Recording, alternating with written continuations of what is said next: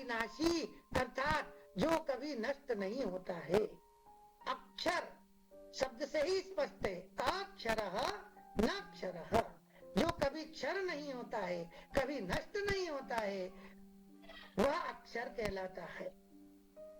और वर्ण का जब भी उच्चारण किया जाता है वह नाद के रूप में अंतरिक्ष में हमेशा विद्यमान रहता है।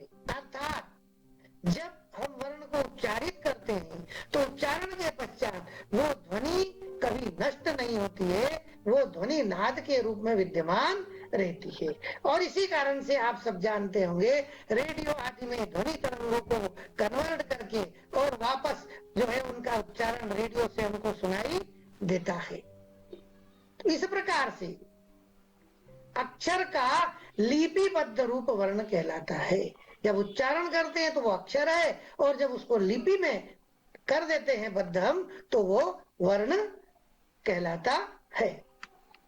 अब वर्ण के भेद, वर्ण के दो भेद हैं, पहला स्वर और दूसरा व्यंजन। आइए स्वर के बारे में हम विस्तार से जानते हैं। ऐसे वर्ण जिसका उच्चारण बिना किसी अन्य वर्ण की सहायता के किया जा सकता है स्वर कहलाते हैं। अर्थात स्वर जो है उनके उच्चारण में किसी भी अन्य वर्ण की सहायता उसमें नहीं ली जाती है। स्वर अपने आप में ही उच्चारण योग्य है, उनको उच्चारित किया जा सकता है। स्वर को अच भी कहते हैं। अब ये अच क्या है?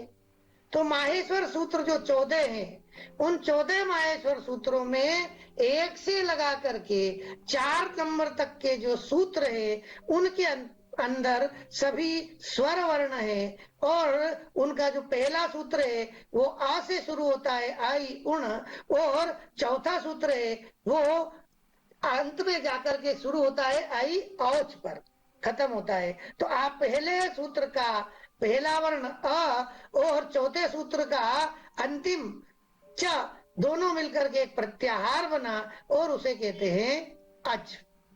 इस अच के अंतर्गत सभी स्वर हैं, इसलिए स्वर संधि को अच संधि भी कहा जाता है। स्वर के 3 भेद हैं, ह्रस्व स्वर, दीर्घ स्वर और प्लुत स्वर। ये 3 यहाँ पर स्वर के भेद दिखलाए हैं। इनको विस्तार से और देखते हैं। ह्रस्व किसे कहते हैं, दीर्घ स्वर किसे कहते हैं और प्लुत स्वर किसे कहते हैं।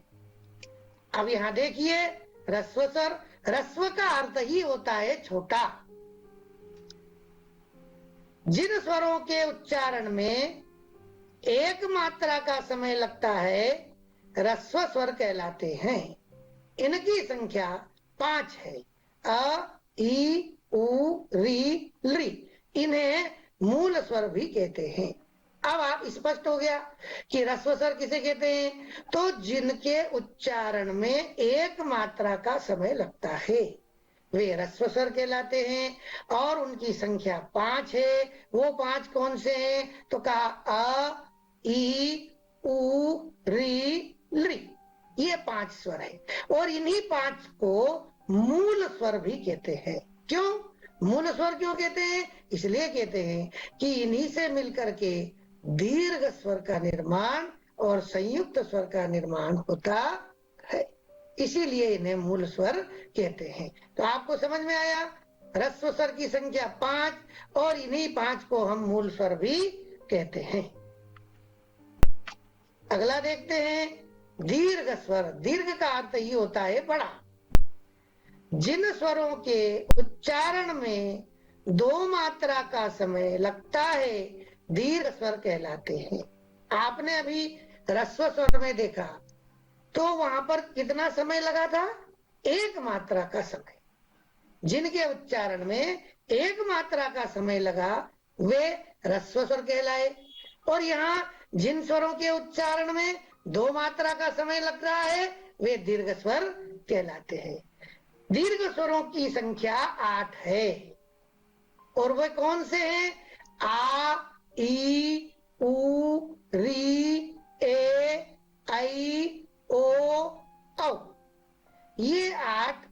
दीर्घ स्वर है। लृ का दीर्घ रूप केवल वेदों में पाया जाता है, लौकिक संस्कृत में लृ का दीर्घ रूप नहीं पाया जाता है। अब आपको ये बात समझ में आ गई होगी कि संस्कृत में स्वर कितने हुए, तो ह्रस्व की संख्या 5 और दीर्घ स्वर की संख्या 8, दोनों मिला के कितने हो गए? 13। यानी स्वर कितने हैं तो हमको समझ में आता है कि स्वर की संख्या 13 है। शेष जो भी और अन्य स्वर हैं वे स्वरों की गिनती में नहीं आते हैं, मूल रूप से संख्या 13 है।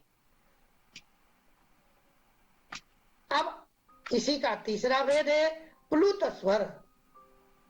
प्लुत स्वर का उपयोग अक्सर वेदों में दिखलाई देता है। जिन स्वरों के उच्चारण में 3 मात्रा का समय लगता है वे प्लुत स्वर कहलाते हैं। इसका प्रयोग प्रायः पुकारने में किया जाता है। पुकारते समय अंतिम वर्ण प्लुत होता है। लिपि में इसे 3 की संख्या द्वारा लिखा जाता है, यथा ओम। अब देखिए, ह्रस्व स्वर में 1 मात्रा का समय, दीर्घ स्वर में 2 मात्रा का समय और प्लुत स्वर के उच्चारण में 3 मात्रा का समय लगता है। वे जिनमें 3 मात्रा का समय लगता है वो प्लुत स्वर कहलाते हैं। प्लुत स्वर का प्रयोग कहाँ होता है? तो प्रायः प्लुत स्वर का प्रयोग पुकारने में किया जाता है।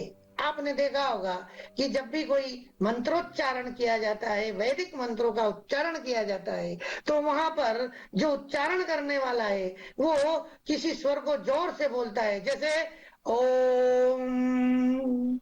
तो जैसे ओम बोला है, तो ये जो ओम है, ओ शब्द है, इस पर ज्यादा जोर लगाया, ओम, तो 3 मात्रा का समय लगा। और इसीलिए जिस स्वर का प्लुत उच्चारण होता है उसके बाद 3 की संख्या वहां पर लिख दी जाती है। ये 3 की संख्या लिखी, इसका मतलब है इस 3 के पहले जो भी स्वर आया वो प्लुत स्वर है और उसका उच्चारण प्लुत होगा। आगे देखते हैं, सभी ह्रस्व, दीर्घ एवं प्लुत स्वर वर्ण अनुनासिक एवं निरनुनासिक भेद से 2 प्रकार के होते हैं। यहाँ पर कहा है कि ह्रस्व स्वर, दीर्घ स्वर और प्लुत स्वर, इनके फिर से 2 भेद है। कौन से? अनुनासिक और निरनुनासिक। इनके फिर से 2 भेद हो गए। ह्रस्व के 2 भेद, अनुनासिक निरनुनासिक, दीर्घ के 2 भेद, अनुनासिक निरनुनासिक, और प्लुत स्वर के 2 भेद, अनुनासिक एवं निरनुनासिक। इस प्रकार से प्रत्येक के 2 भेद। अब अनुनासिक किसे कहते हैं देखते हैं। जिन स्वरों के उच्चारण में मुख के साथ नासिका की भी सहायता ली जाती है उसे अनुनासिक स्वर कहते हैं। आपको समझ में आया होगा कि ऐसे स्वर जिनका उच्चारण करते समय मुख का उपयोग तो होता ही है, लेकिन मुख के साथ साथ नासिका का भी उपयोग होता है, वे अनुनासिक स्वर कहलाते हैं। जैसे यहाँ उदाहरण दिया है, आ और ए, इनके ऊपर चंद्र बिंदु लगा दिया है, अम एम, इस प्रकार से अम एम। अथवा प्रत्येक वर्ग का 5वां वर्ण कौन सा? क, ख, ग, घ, ङ। जैसे हम ङ का उच्चारण करेंगे तो ङ का उच्चारण में मुख के साथ साथ नासिका का भी उपयोग होता है, इसलिए वो अनुनासिक कहलाता है। फिर आगे देखते हैं, निरनुनासिक, ठीक उसका उल्टा। वहां पर नासिका का उपयोग हो रहा था, तो यहाँ क्या होगा? जिन स्वरों का उच्चारण केवल मुख से होता है वे निरनुनासिक स्वर कहलाते हैं। यहाँ पर नासिका का उपयोग बिल्कुल नहीं होता है, केवल मुख से उच्चारण किया जाता है, वे स्वर निरनुनासिक स्वर कहलाते हैं। अब व्यंजन के भेदों के बारे में देखते हैं। व्यंजन किसे कहते हैं? तो बहुत सरल सी बात है, ऐसे वर्ण जिनका उच्चारण बिना स्वर की सहायता के नहीं हो सकता, व्यंजन कहलाते हैं। हमने स्वर में क्या पढ़ा था? ऐसे वर्ण जिनका उच्चारण बिना किसी अन्य की सहायता के होता है, वे स्वर कहलाते हैं। लेकिन यहाँ पर ठीक उल्टा है, ऐसे वर्ण जिनका उच्चारण बिना स्वर की सहायता के नहीं हो सकता, व्यंजन कहलाते हैं। स्वर की सहायता के बाद ही व्यंजन का उच्चारण हो सकता है। व्यंजन का दूसरा नाम हल भी है, क्योंकि व्यंजनवाची प्रत्याहार माहेश्वर सूत्र संख्या 5 से 14 तक है, जिसे हल प्रत्याहार कहते हैं। जैसा कि अभी स्वर में भी हमने देखा था कि स्वर का दूसरा नाम अच भी है। और अच क्यों कहते हैं, तो हमने देखा था 1 से 4 नंबर तक के जो माहेश्वर सूत्र हैं, उनमें सभी स्वर हैं, इसलिए उसे अच प्रत्याहार है, और अच प्रत्याहार होने के कारण ही उसे अच भी कहते हैं। ऐसा ही यहाँ पर भी माहेश्वर सूत्र संख्या 5 से 14 तक, 5वां सूत्र हयवरट है और 14वां सूत्र हल है। तो हयवरट का ह और हल का ल लेकर के एक प्रत्याहार बना और उसे कहा हल प्रत्याहार। और इस हल प्रत्याहार के बीच में जो भी वर्ण है वे सब व्यंजन है, इसलिए व्यंजन का दूसरा नाम हल है। और इसी कारण से व्यंजन संधि को हल संधि भी कहते हैं। स्वर रहित व्यंजन लिखने के लिए नीचे हलंत लगाते हैं। ये इस प्रकार का कोष्टक में चिन्ह दिया है। ये चिन्ह यदि हमको स्वर रहित व्यंजन लिखना है तो इस प्रकार के चिन्ह का प्रयोग करेंगे और इस चिन्ह को हम कहेंगे हलंत। अब संपूर्ण व्यंजन को हम नीचे तालिका में दिया जा रहा है, उसके अनुसार हम उनको देख सकते हैं कि संपूर्ण व्यंजन कौन से हैं। ये देखिए, क ख ग घ ङ सबके नीचे हलंत लगाए, च च ज झ ञ ट ठ ड ढ ञ त थ द ध न और प फ ब भ म। इनके सामने एक लिखा है कु, चू, टू, तू, पू, ये इनके सामने लिखा हुआ है। और इधर लिखा हुआ है क वर्ग, च वर्ग, ट वर्ग, त वर्ग, प वर्ग। आपको यहाँ समझना पड़ेगा कि संस्कृत के व्याकरण में सभी बातें सूत्र रूप में कही गई है। जहां कहीं भी इस पूरे क ख ग घ ङ लिखने का आवश्यकता होगी, वहां पर इतना सब न लिखते हुए लिखा जाएगा कु, और कु का अर्थ होगा क वर्ग, और क वर्ग का मतलब ये क से लगा के ङ तक के सभी वर्ण इसमें समाहित हो जाते हैं। इसी प्रकार से चू, इसी प्रकार से टू, इसी प्रकार से तू, और इसी प्रकार से पू। यानी इनको हम कु, चू, टू, तू, पू इस रूप में स्वीकार करते हैं। ये देखिए, व्याकरण संप्रदाय में इन 5 वर्गों को कु, चू, टू, तू, पू नाम से जाना जाता है। इन्हें इन्हीं नाम से जानते हैं। यदि कु लिखा है तो हमको समझना पड़ेगा कि कु यानी क वर्ग में आए सभी वर्ण समाहित है। कु यानी क, ख, ग, घ, ङ। चू यानी च, छ, ज, झ, ञ। इसी प्रकार से टू, इसी प्रकार से तू, इसी प्रकार से पू को हमको समझना पड़ेगा। अब यहां देखिए, य, र, ल, व ये सभी अंतस्थ वर्ण हैं। इनको और आगे देखेंगे, अंतस्थ क्यों कहते हैं। श, श, स, ह ये सभी ऊष्म वर्ण हैं। इनको ऊष्म वर्ण क्यों कहते हैं, इसको भी हम आगे समझेंगे। अब व्यंजन के भेद। पहला भेद है स्पर्श व्यंजन। देखिए, क से लेकर म तक, अर्थात क वर्ग, च वर्ग, ट वर्ग, त वर्ग और प वर्ग, ये क से लेकर म तक के व्यंजन स्पर्श व्यंजन कहलाते हैं। इनको इनकी संख्या कितनी हो गई? 5 वर्ग हो गए, हर एक में 5-5 वर्ण है, तो 25 वर्ण। ये 25 वर्ण जो है वो स्पर्श व्यंजन कहलाते हैं। क्यों कहलाते हैं? क्योंकि उच्चारण जिह्वा के मुख के किसी न किसी भाग से स्पर्श करने पर होता है।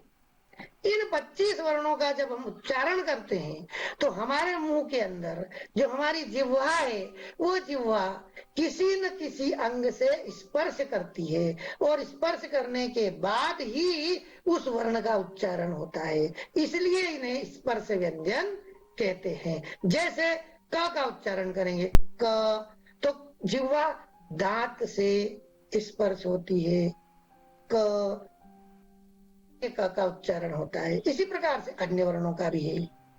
फिर प्रत्येक वर्ण के पंचम वर्ण न, ञ, ण, म, न का उच्चारण नासिका से भी होता है और इसीलिए इन्हें अनुनासिक भी कहा जाता है। पहले भी इसका जिक्र किया मैंने कि जो पंचम वर्ण है वो पंचम वर्ण अपने अपने वर्ग के उच्चारण स्थान के साथ साथ नासिका का भी इनमें प्रयोग होता है, इसलिए इन्हें अनुनासिक वर्ण भी कहते हैं। फिर आया अंतस्थ व्यंजन, य, र, ल, व अंतस्थ व्यंजन है। इन्हें अर्धस्वर भी कहते हैं। इनका उच्चारण करते समय उदर पर बल लगता है, इसीलिए इन्हें अंतस्थ व्यंजन कहते हैं। अंतः, अंतः यानी भीतर से जब हम इनका उच्चारण करते हैं तो हमारा जो उदर है ये उदर वाला भाग पर बल लगता है और बल लगने के कारण से ये उदर जो है ये भीतर की तरफ खिंचता है और जब भीतर खिंचता है तब इनका उच्चारण होता है। जैसे य, र, ल, व, ये जब उच्चारण करेंगे तो उधर भीतर जाएगा और उससे फिर इनका उच्चारण होगा, इसलिए इन्हें अंतस्थ व्यंजन कहते हैं। फिर देखिए ऊष्म व्यंजन, श, श, स, ह। ऊष्म व्यंजन, ऊष्म का अर्थ क्या होता है? सामान्यतः ऊष्म का अर्थ होता है गर्म। तो ये चारों कैसे हैं? तो कहा गर्म व्यंजन है। क्यों है गर्म व्यंजन? आगे कहा इनका उच्चारण करते हैं तो अंदर से श्वास लाने में अधिक जोर लगाना पड़ता है तथा मुंह से गर्म वायु बाहर निकलती है।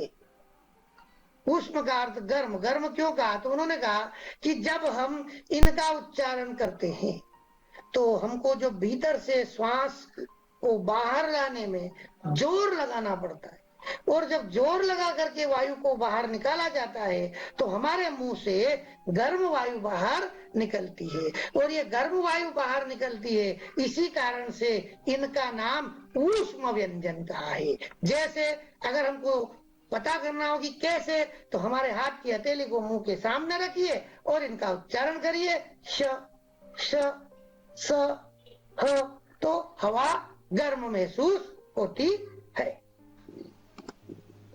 अब हम अनुस्वार के बारे में जानते हैं। अनुस्वार का उच्चारण नासिका मात्र से होता है। यह सर्वथा स्वर के बाद ही आता है। यथा अहम, ये ह में अस्वर है, उसके बाद ही यह अनुस्वार आया है और इसको हम इस प्रकार से अहम, इसके ऊपर छोटी सी बिंदी लगा के इसको प्रदर्शित करते हैं। क्यों करते हैं? सामान्यतया म व्यंजन वर्ण से पहले अनुस्वार में परिवर्तित होता है। क्या कहा? कि सामान्यतया म, ये जो अहम में म है, ये म व्यंजन वर्ण से पहले, ये व्यंजन वर्ण है, इससे पहले अनुस्वार में ये अनुस्वार परिवर्तित होता है। इसका मतलब आपको समझ में आया होगा। अनुस्वार का उच्चारण एक तो सबसे पहली बात नासिका से होता है, दूसरी बात स्वर के बाद ये आता है स्वर के बाद आता है मतलब व्यंजन में स्वर समाहित है तभी अनुस्वार आएगा। यदि व्यंजन रहित स्वर है तो अनुस्वार का प्रयोग नहीं किया जाएगा। अब अगला विसर्ग, इसका उच्चारण किंचित ह की तरह किया जाता है। इसका भी प्रयोग स्वर के बाद ही होता है, यथा रामः देवः गुरु। आपने देखा कि विसर्ग, ये यहाँ कोष्टक में इसका चिन्ह दिया है। विसर्ग किसे लगाएंगे?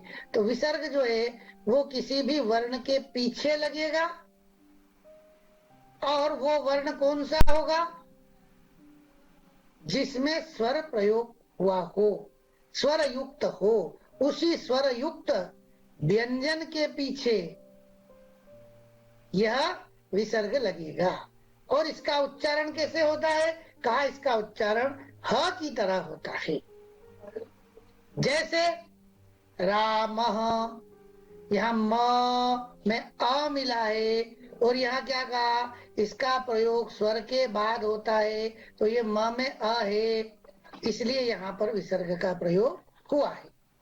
ऐसे ही देवः, गुरुः, इस प्रकार से यहाँ पर विसर्ग का प्रयोग होगा। आपने अनुस्वार में भी देखा वही बात है कि अनुस्वार का प्रयोग भी कहाँ होता है? तो वहां पर भी व्यंजन में स्वर है तभी वहां अनुस्वार का प्रयोग होता है। और यहाँ विसर्ग का प्रयोग भी कब होता है?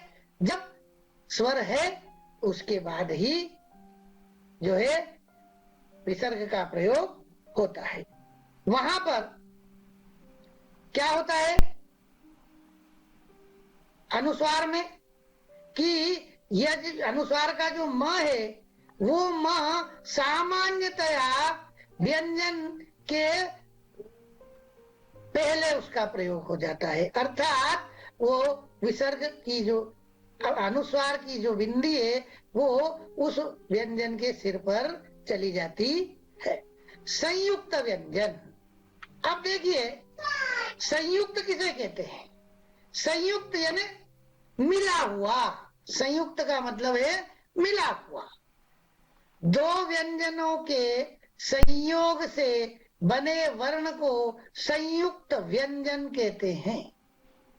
दो व्यंजन मिलकर के और एक वर्ण बन जाता है, दोनों के मिलने से एक वर्ण बनता है, वो संयुक्त व्यंजन कहलाता है। जैसे उदाहरण देखते हैं, पहला क्ष, ये जो क्ष है ये दो व्यंजन है क और श। इन क और श दोनों के मिलने से ये क्ष बना है और इसलिए ये संयुक्त व्यंजन है। इसका उच्चारण भी क और श दोनों मिलके होता है क्ष, इस तरह से। दूसरा ट और र, इन दो व्यंजनों के मिलने से त्र बना है। अब यहाँ देख लीजिए आप, त का भी उच्चारण है और र का भी उच्चारण है, त्र, त भी है और र भी है। ठीक है, अगला देखते हैं, यहाँ पर ये ज और न्य, ये ज और न्य, इन दोनों से मिलकर के एक ये वर्ण व्यंजन बना और इसका उच्चारण है ज्ञ। हम सामान्यतः इसका उच्चारण ज्ञ करते हैं, लेकिन वास्तव में यदि इसका उच्चारण हमको करना है तो उच्चारण होगा ज्ञ, ज और ञ, इन दोनों से मिलकर के। और इसलिए आप देखते होंगे कभी कभी जब आप रामदेव जी महाराज को टीवी पर देखते होंगे तो वो इसका उच्चारण यही करते हैं, वो विज्ञान नहीं कहते हैं, वो कहते हैं विज्ञान, वो उसका शुद्ध उच्चारण करते हैं। हम इसका अशुद्ध उच्चारण करते हैं और इसको हम ज्ञ कहते हैं। इस प्रकार से आपने आज स्वर और व्यंजन के भेद को विस्तार से समझा। और प्रमुख रूप से जो संस्कृत में प्रयुक्त हो रहे हैं उनको आपने समझा, वो है हलंत। हलंत के बाद विसर्ग और अनुस्वार, इनको हमें जरूर ध्यान में रखना है। इन्हीं के द्वारा हम आगे के व्याकरण को भी जब समझेंगे तो वहां पर इसी प्रकार से स्वर और व्यंजनों को प्रयोग में लाया जाएगा, तो वहां पर ये हमारी बहुत मदद करेंगे। आपको बहुत बहुत धन्यवाद। प्रिय विद्यार्थी